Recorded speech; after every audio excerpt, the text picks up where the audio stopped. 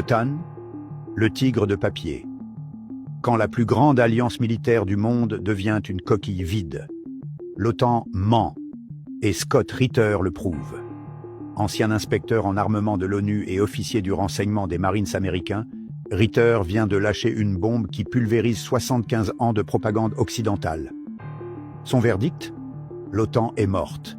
Et personne n'ose le dire. Le chiffre qui tue, 2000 soldats français. C'est le grand engagement militaire dont parle Paris pour l'Ukraine. Impressionnant? Pas vraiment. L'Ukraine perd entre 2300 et 3000 hommes par jour. Les 2000 Français représentent donc moins de 24 heures de pertes ukrainiennes.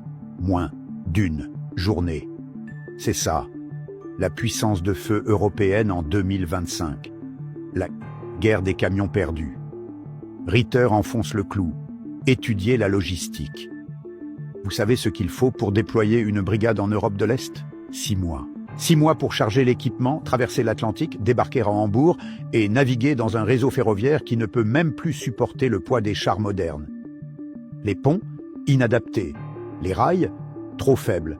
Les douanes entre pays, un cauchemar bureaucratique. L'OTAN des années 1980 pouvait déployer 300 000 soldats américains en Allemagne en 10 jours. Aujourd'hui, on peine à bouger 30 000 hommes en 6 mois. L'interopérabilité, cette capacité mythique qui permettait à une division allemande d'être ravitaillée par une unité américaine, n'existe plus. Chaque armée européenne fonctionne dans son propre silo. Chaque nation a ses propres munitions, ses propres systèmes, ses propres protocoles. Quand les drones traversent la Pologne, vous vous souvenez quand des drones russes ont violé l'espace aérien polonais? La réponse de l'OTAN, cette alliance qui se vante d'être la plus puissante du monde. L'Allemagne, 2 Typhoon. Les Pays-Bas, 2 F-35. La Grande-Bretagne, quelques avions, 2 avions par pays. Pourquoi si peu? Parce que déployer un escadron loin de sa base nécessite une infrastructure entière. Maintenance, carburant, pièces détachées, personnel qualifié. Et cette infrastructure n'existe plus en Europe. L'Amérique se barre. Pendant ce temps, Washington fait ses valises. La 3e division d'infanterie vient d'être envoyée en Roumanie pour 6 mois. Après, aucun remplaçant prévu. Les États-Unis se désengagent, pas par idéologie, par réalisme. Comme le dit Scott Ritter, nous savons ce que l'OTAN peut faire. Parler, c'est tout. Trump l'a compris. L'administration Biden aussi. L'Europe est seule, et l'Europe est faible.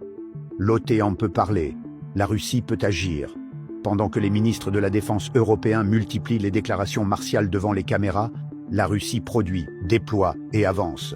Missiles Oreshnik, opérationnels, économie de guerre, en marche, production d'armement, record. L'OTAN, elle organise des sommets, le réveil brutal.